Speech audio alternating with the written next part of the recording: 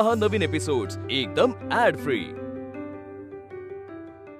नमस्कार, सुस्वागतम। तुम्ही पाहताय झी मराठीवरचा तुमचा अतिशय लाडका गरमागरम ताजा वाफाळता आणि चविष्ट कार्यक्रम ज्याचं नाव आहे आम्ही सारे खवय्ये। काय वाटतंय तुम्हाला परत एकदा इथे येऊन? खूप छान वाटतंय। उन्हाळ्याची सुट्टी काय म्हणतीये? खूप छान, मजेत। अरे वा, मुलीचा काही हट्ट नाही का या वर्षीच्या सुट्टीत? या वर्षी नाही आहे। अच्छा, बरं, ठीक आहे। तुमचा काहीतरी बेत झाला असेल, प्लॅन झाला असेल तो आम्हाला कळवा काय आहे। आज काही प्रश्नही आम्हाला तुम्हाला विचारायचे आहेत, पण आता उन्हाळ्याची सुट्टी म्हटल्यानंतर पदार्थ आपल्याला तसे हवेत, तर आज काय ठरलंय? कच्च्या केळीचे कटलेट करूयात। वा, पौष्टिक आणि मुख्य म्हणजे हे बनवून तयार ठेवू शकतो आणि हवं तेव्हा फक्त फ्राय करायचे आणि खायचे। उन्हाळा आहे, आंब्याचे पदार्थ, त्यामुळे आंब्याचा शिरा आणि शेक, केशर पिस्ता। फॅन्टास्टिक। हे 3 पदार्थ आहेत आणि माझ्या आनंदाचं मूळ कारण म्हणजे चोचले जिभेचे लाड मुलांचे पुरवताना जी इथे आली होती आगाऊ बदमाश, मला त्रास देणारी व्रात्य मुलगी, माझ्या लांबच्या भावाची जवळची मुलगी, ती आता गेलेली आहे मामाच्या गावी, त्यामुळे सगळं आता मी खाणार आहे। ओके, तेच सांगते, सरप्राईज पण आहे। नका धोक्याची घंटा वाजू, माझं आयुष्य सुखाचं चाललंय, ते सुखाचं राहू द्या। पहिला पदार्थ कुठला करूया? पहिला आपण कच्च्या केळीचं कटलेट करूया।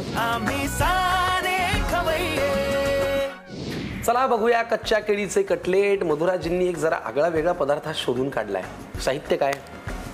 कच्ची केळी आहे, जसं आपण बटाटा उकडवून त्याचं साल काढून मॅश करतो तसंच अख्खं केळी घ्यायची, कुकरमध्ये ठेवायची, 1-2 शिट्टी वाफवून मग त्याचं साल काढून मॅश करून घ्यायचं। ब्रेड क्रम्स, गाजराचे तुकडे, बारीक चिरलेला कांदा, कॉर्नफ्लॉवर, हळद, कोथिंबीर, ढोबळी मिरची, मीठ, चाट मसाला, लाल तिखट, जिरेपूड, हिरवी मिरची, धनेपूड आणि गरम मसाला। बरं, चला, लागणारं साहित्य अगदी रोजचं आहे। मला एक सांगा, कच्च्या केळीची चव कशी लागते? म्हणजे काय गोड लागतं? नाही, गोड नाही लागत, छान लागते चव, म्हणजे साधारण तुरट आपण म्हणू शकतो, बटाट्यासारखी। बटाटा थोडासा गोडसर असतो, ज्यांना बटाटा खायचं नाही त्यांच्यासाठी हा खूप छान हेल्दी ऑप्शन आहे। हा, ठीक आहे, फॅन्टास्टिक। चला लगेच कृती करू। काय करायचं पहिल्यांदा? बरं, तुम्ही येणार म्हणलं की प्रेक्षकांचे, त्यातल्या त्यात प्रेक्षकांमधल्या खवय्यांचे प्रश्न तयार असतात। आज तुमच्यासाठी एक प्रश्न असा आलेला आहे सांगलीच्या सुप्रियाजींकडनं। त्यांचं असं म्हणणं आहे की मसाल्याला जाळी लागू नये, तार लागू नये म्हणून काय करायचं? कारण खूपदा असं होतं, मसाले आपण खूप दिवस स्टोअर करतो आणि मग जेव्हा वापरायचे असतं तेव्हा त्याला जाळी लागलेली असते, मग ती लागू नये म्हणून काय करायचं? हो की नाही सुप्रियाजी, सांगा बरं। त्यात एकतर हिंगाचा खडा ठेवू शकतो, त्यामुळे ती प्रोसेस म्हणजे त्यामध्ये जे सूक्ष्मजीव जातात ते जात नाही आणि गेले तरी ते टिकत नाहीत। नाहीतर बिब्बा एक प्रकार मिळतो, बिब्बा, तो अख्खा बिब्बा त्यामध्ये ठेवला तरी चालतो। काळा ना? हो, फोडून नाही ठेवायचं, अख्खा बी जसंच्या तसं ठेवायचं। ठीक आहे। आता इथे मॅश केलेली केळी घेतली, यामध्ये कॉर्नफ्लॉवर घालू। आता बऱ्याचदा कॉर्नफ्लॉवर नसतं घरी, तर अशा वेळेस मग पोहे असतात, पोहे मिक्सरला चुरून ते घातले तरी चालेल, त्याने बाइंडिंगही छान येतं आणि ब्रेड क्रम्स नाही वापरले तरी चालतात। कांदा, गाजर, शिमला मिर्च, कोथिंबीर,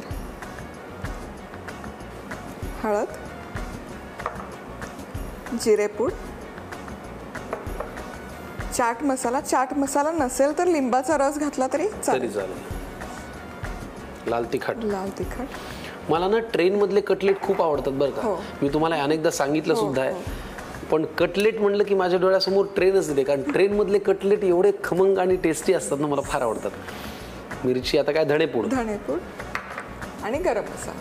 फॅन्टास्टिक। अगदी रोजचं साहित्य आहे, तुम्हाला काही धावपळ करायची गरज नाहीये, सगळं इझिली अवेलेबल असतं। आणि आता मीठ,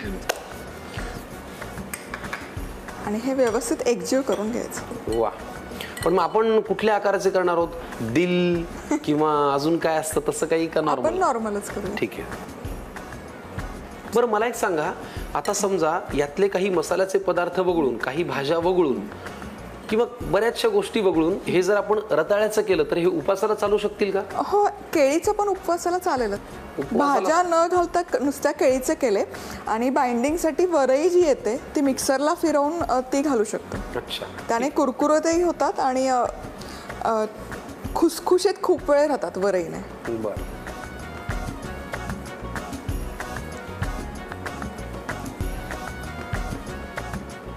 बेस्ट।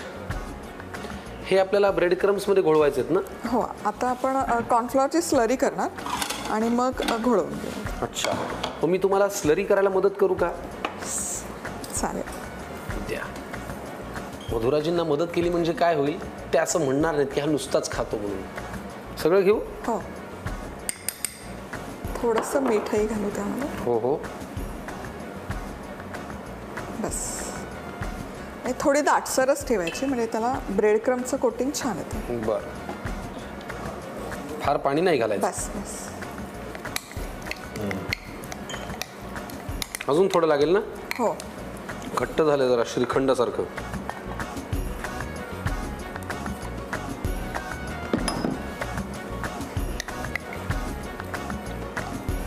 बघा बरं, स्लरी व्यवस्थित झाली आहे का?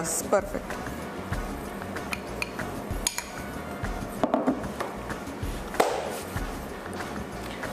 आपण आता एक काम करूया, ब्रेड क्रम्स मध्ये आणि या स्लरी मध्ये हे घोळूया आणि मग तळायच्या कृतीकडे वळूया. चालेल?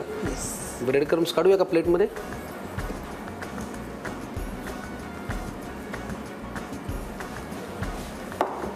आधी कशात बुडवायचंय? आधी स्लरीमध्ये आणि अच्छा. मग ब्रेड क्रम्स.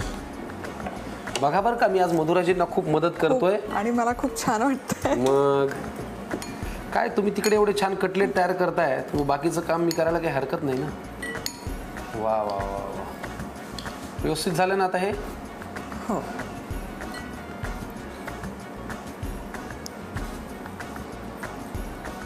परफेक्ट.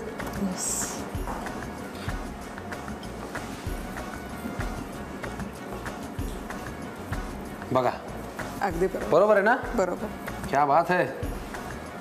मधुराजी, तुम्ही मला थँक्यू म्हणताय, मला ते ऐकू कसं येत नाहीये. मनापासून धन्यवाद. अरे आता ऐकू आलं बघा.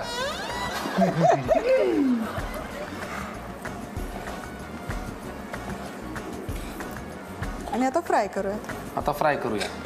कच्च्या केळीचे कटलेट, मधुराजींची आयडिया आणि माझी खूप मदत, याच्या जीवावरती हे कटलेट तयार होत आहेत. आम्ही ते कटलेट छान कच्च्या केळीमध्ये आधी कुस्करून घेतलं, मग नंतर त्याला आम्ही आता ब्रेड क्रम्स आणि या स्लरीमध्ये घोळवतोय. आता वळूया महत्त्वाच्या म्हणजे डीप फ्राय करायच्या कृतीकडे. चला, कच्च्या केळीचं हे कटलेट आता अंतिम टप्प्यात आहे. तेल तापेपर्यंत जरा गप्पा मारूया. आणि आनंद याचा आहे की हे सगळे कटलेट मी एकटा खाणार आहे. गेले काही दिवस माझी मज्जा चालू आहे, मला शेअरिंग नाही करावं लागत. आनंद आहे माझ्या चेहऱ्यावर, हो की नाही? चला गप्पा मारूया का जरा? नाही, मला असं वाटतं तेल गरम होतंय ना, तर मी एक तुम्हाला सरप्राईज देते. द्या ना सरप्राईज. काय सरप्राईज आहे सांगा? डोळे मिटा ना. अच्छा, त्याच्याशिवाय कसं सरप्राईज? काहीतरी छान खायला द्या. येस. म्हणजे कसं माझं पोटही भरेल, मला मज्जा येईल. कारण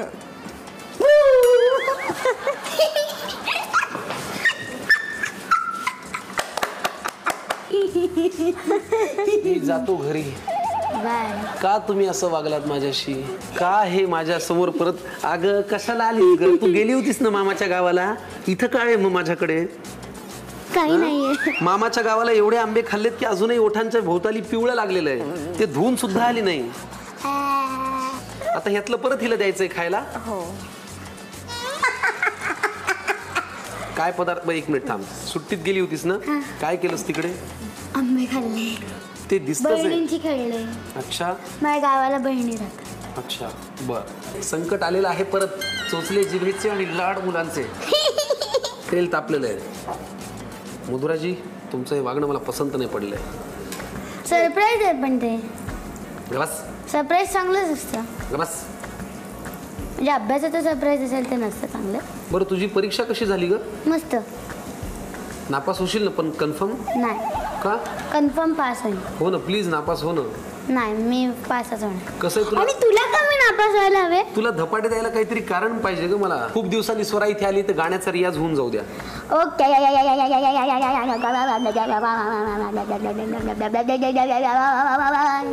खूप छान. आता कसा तुझा गळा तयार झाला. दोनही बाजूने खरपूस तळून घ्यायचं. चला, कच्च्या केळीच्या कटलेटनी आपले रंग दाखवायला आता सुरुवात केलेली आहे. हे रंग पाहून तुमच्या लक्षात आलं असेल की पुढे आता नेमकं काय होणार आहे. थोडक्यात काय, आम्ही ते खाणार आहोत, पण त्याआधी कच्च्या केळीच्या कटलेटसाठी लागणारं लिहून घ्या. साहित्य आणि कृती. आता कच्च्या केळीचे कटलेट्स करण्याची कृती पाहूया.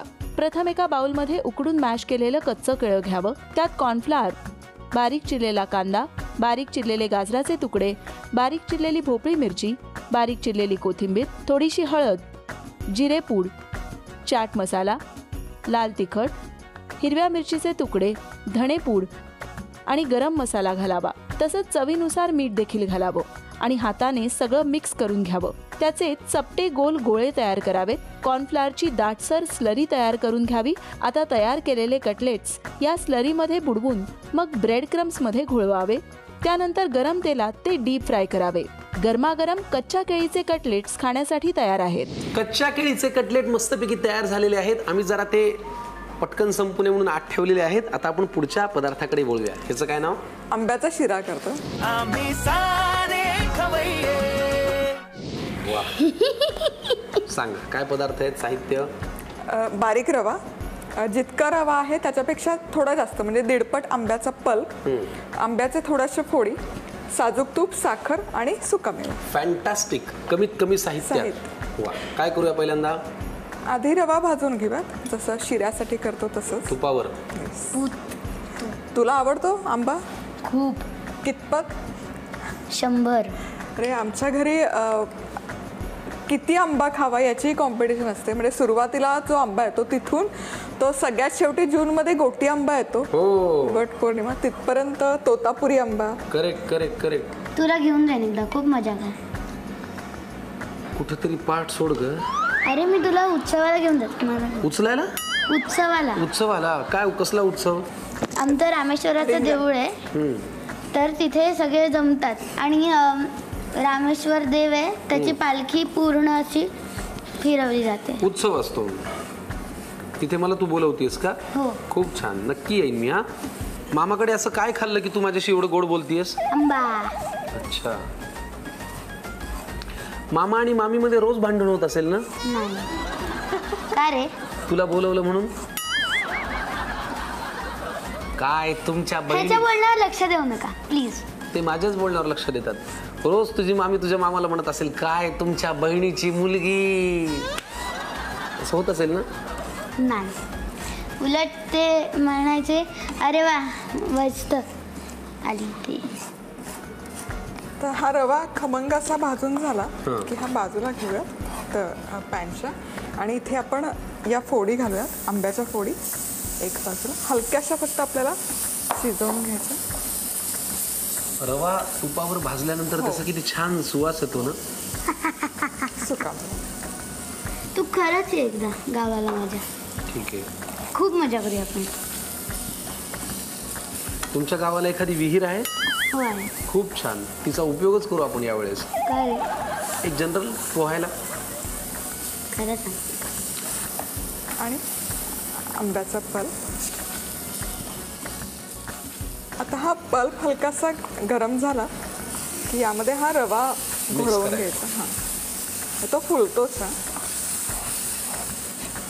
बरं मला एक सांगा की तुम्ही रवा भाजून झाल्यानंतर एका बाजूला केला आणि पलीकडे पल्प आणि त्या फोडी घातल्या. बरोबर. हे का बरं असं केलं? कारण रवा गरम होता आणि त्यामध्ये जर थंड आपण पल्प घातला असता तर तो असा फुलला नसता रवा. म्हणजे त्यातला जो स्वाद आहे तो छान ऍब्झॉर्ब झाला पाहिजे आणि चिकट नाही झाला पाहिजे, म्हणून आपण हलकासा पल्प आणि फोडी ही गरम करून घेतो. अच्छा. म्हणजे दोघांची चांगली ओळख व्हावी म्हणून दोघांनाही तुम्ही आधी तापू दिलं छान, हो की नाही? मला एक सांगा, आता ह्याच्यात ऍड करायचं काय राहिलंय? पाणी, साखर, थोडं तूप शिजवायचं. बरं, पण ह्याच्यामध्ये आपण गरम पाणी घालतो ना, जसं आपण उपमा करताना घालतो तसं. ठीक आहे. आता आपण या आंब्याच्या शिऱ्यामध्ये छानसं गरम पाणी घालूया, जेणेकरून ते एकत्रित छान शिजेल आणि मग घालूया साखर, हो की नाही? चालेल. आता रवा छान फुललेला आहे, यामध्ये पाणी घालूया, गरम पाणी.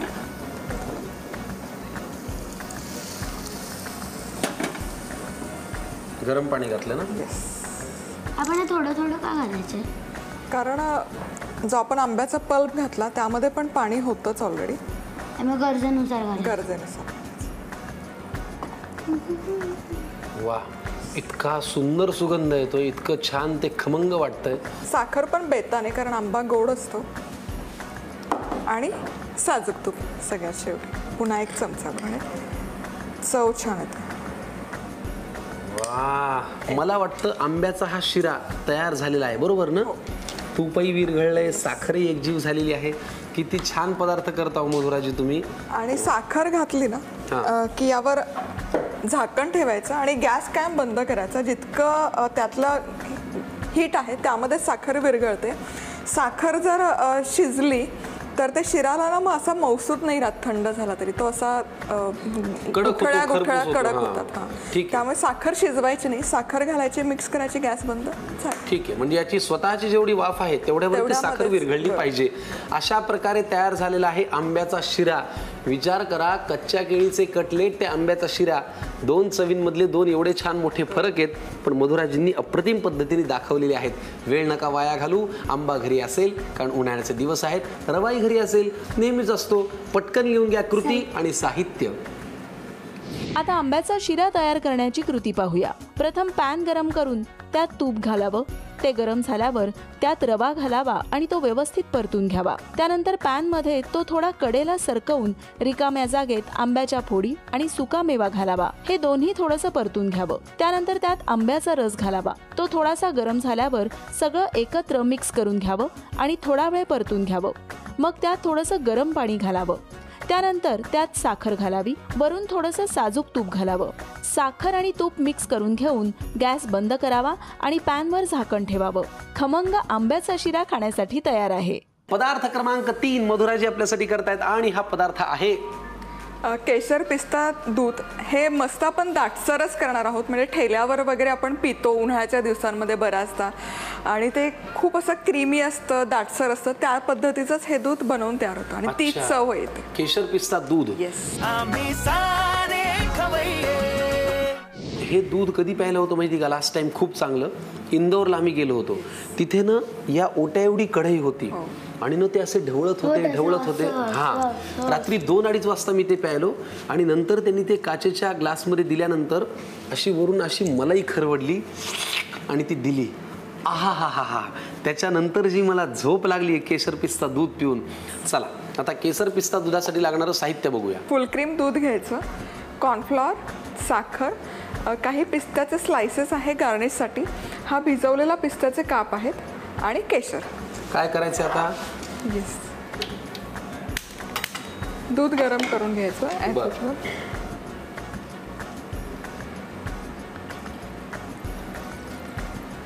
आणि केसर पिस्ता दूध आहे त्यामुळे केसर आधीच घालूयात, म्हणजे मग त्याचा रंग छान उतरेल दुधामध्ये. पिस्ता पण मिक्सरला फिरवून घातला तरी चालेल, आपण असाच घालूया कारण भिजवलेला, म्हणजे तो खाताना खूप छान लागतो दाताखाली. मला कोजागिरी पौर्णिमेला होणारं दूध भयंकर आवडतं. त्याची इतकी मज्जा असते ना. आता काय घालायचं मधुराजी? एक दुधाला उकळी काढून घेऊया. ठीक आहे, जरा थांबा. त्याला ढवळायचंय, धसमुसळेपणा नाही करायचा आहे. घ्या. ते दुधाला व्यवस्थित उकळी आलेली आहे. आता यामध्ये साखर घालूयात चवीपुरती. आता बऱ्याचदा काय होतं ना की केशरचा रंग हवा तसा उतरत नाही दुधामध्ये. मग अशा वेळेस अनैसर्गिक रंग वापरण्यापेक्षा, जो बऱ्याचदा घातक असतो आरोग्याला, म्हणून यामध्ये ना चिमूटभर हळद घालायची. म्हणजे ते पौष्टिकही होतं, हळदीचं दूधही होतं आणि कोणाला कळतही नाही. बरोबर. आपल्याला वाटतं केशराचाच रंग आहे की काय. वा. चमचा एक लागेल. चमचा. हे काय? हे कॉर्नफ्लॉर आहे, घट्टपणा येण्यासाठी. म्हणजे हा बराचदा प्रश्न पडलेला असतो की जे बाहेर मिळतात शेक्स त्यामध्ये खरंच क्रीम असतं का? तर बऱ्याच पदार्थांमध्ये कॉर्नफ्लॉरच असतं. अच्छा. ज्यामुळे तो दाटसरपणा येतो. मस्त दाटसर ऑलरेडी झाला. करेक्ट. एक 5 मिनिटं हे शिजवून देऊयात, म्हणजे मग कॉर्नफ्लॉरची कच्चेपणा आहे तो निघून जातो. करेक्ट. आणि मग आपलं हे तयार. वा. केसर पिस्ता दूध. रंग बघा किती छान आला आहे, उकळी पण छान आलेली आहे आणि आता त्याला दाटसरपणा सुद्धा यायला लागलेला आहे. पण हे गरम पिण्यापेक्षा गार पिण्यात जरा जास्त मजा आहे ना. उन्हाळ्याच्या दिवसात तुम्ही एक काम करा, मुलं संध्याकाळी खेळून आपली घरी आली की त्यांना रात्रीच्या वेळेला गच्चीवरती घेऊन जायचं गच्चीवर झोपण्यात एक वेगळी मजा असते. उन्हाळ्याच्या सुट्टीत ते सुद्धा करत जा. अंथरूण टाकायचं, त्या अंथरुणावरती बसून एक छान असा केशर पिस्ता दुधाचा पेला द्यायचा, फ्रीज मधून काढलेलं, गारगार प्यायचं आणि गुडूप झोपायचं चांदणे पाहत. हो की नाही? क्या बात आहे. एकंदरीत केसर पिस्ता दूध पिण्यापासून ते झोपेपर्यंत सगळ्याच लिहून घ्या, साहित्य आणि कृती. आता केशर पिस्ता दूध तयार करण्याची कृती पाहूया. प्रथम पॅन मध्ये दूध गरम करायला ठेवावं. त्यात केशर आणि भिजवलेल्या पिस्त्याचे काप घालावे. दुधाला एक उकळी येऊ द्यावी. उकळी आल्यावर त्यात साखर घालावी. कॉर्नफ्लॉरची पातळ स्लरी त्यात ओतावी. हळूहळू दूध घट्टसर होऊ लागेल. चविष्ट केशर पिस्ता दूध पिण्यासाठी तयार आहे. कच्च्या केळीचे कटलेट, छान मँगो शिरा आणि मसाला वेलची आणि केशर दूध. अप्रतिम. मधुराजी, फॅन्टास्टिक. आज आता मॅडम परतलेले आहेत, त्यामुळे यांना खायला द्यायलाच लागेल. कसं वाटतंय पदार्थ करून? खूप छान. भारी ना? मला आधी शिरा खायचा. ठीक आहे, पण शिरा खाल्लास तर तुला ते ऐक ना, मसाला दूध गोड नाही लागणार. चालेल. चला, पदार्थांचा फडशा पडायला सुरुवात झालेली आहे मंडळी. हीच ती वेळ जेव्हा तुम्ही आमचा घ्या टाटा आणि आम्हाला पुढच्या भागात भेटा. मधुराजी धन्यवाद. पुढच्या भागात आपण परत भेटूया. मंडळी पाहत राहा झी मराठीवरती या ताजा गरमागरम आणि गोड कार्यक्रम ज्याचं नाव आहे आम्ही सारे खवय्ये.